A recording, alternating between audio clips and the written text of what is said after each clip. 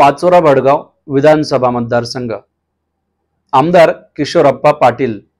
इंस्टाग्रामला 39 आणि फेसबुकला 34,000 फॉलोअर्स असलेले हे आमदार।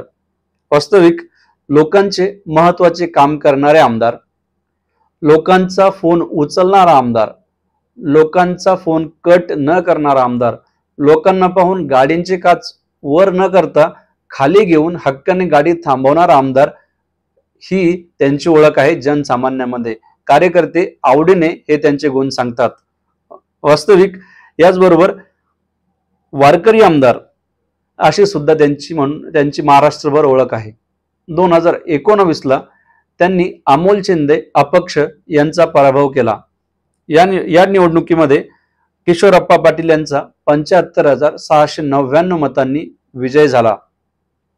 ते बऱ्याच सामाजिक उपक्रमातून कार्यक्रमातून जनतेच्या आणि कार्यकर्त्यांच्या संपर्कात असतात।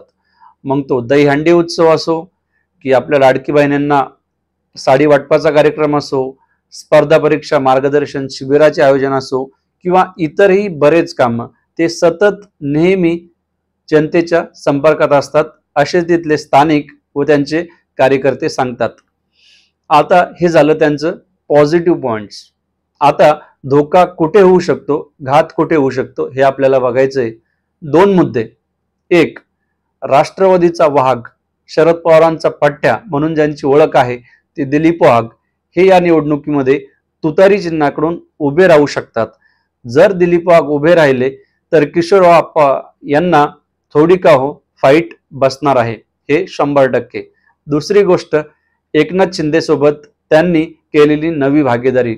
वास्तविक अगोदर किशोरप्पा पाटील हे एकत्र शिवसेनेचे आमदार, मात्र शिंदे सोबत त्यांनी गुवाहाटीला गेले, त्यानंतर ते आता शिंदे गटाचे आमदार म्हणून सुद्धा ओळखले जातात।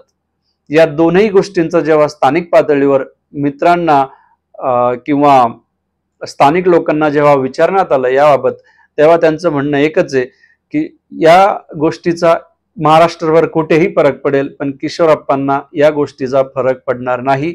त्यामुळे किशोरप्पा उद्धव ठाकरे सोबत असले काय आणि नसले काय तरी सुद्धा किशोरप्पा इथे निवडून येणार, हेही तेवढंच खरं। दुसरा मुद्दा, परत दिलीप वाघ हे सध्या मतदारसंघामध्ये ऍक्टिव्हपणे फिरतायत, काम करतायत, निवडणुकीची चाचपणी करतायत। आपले मतदार, आपले कार्यकर्ते किती जागृत आहे याची ते चांगली पडताळणी करतायत। यावरून त्यांनी सुद्धा निवडणुकीची तयारी केलेली आहे हे आपल्याला लगेच लक्षात येतं। त्यामुळे दिलीप वाघ आणि म्हणजे तुतारी आणि किशोरप्पा पाटील यांची फाईट होणार हे 100% खरं।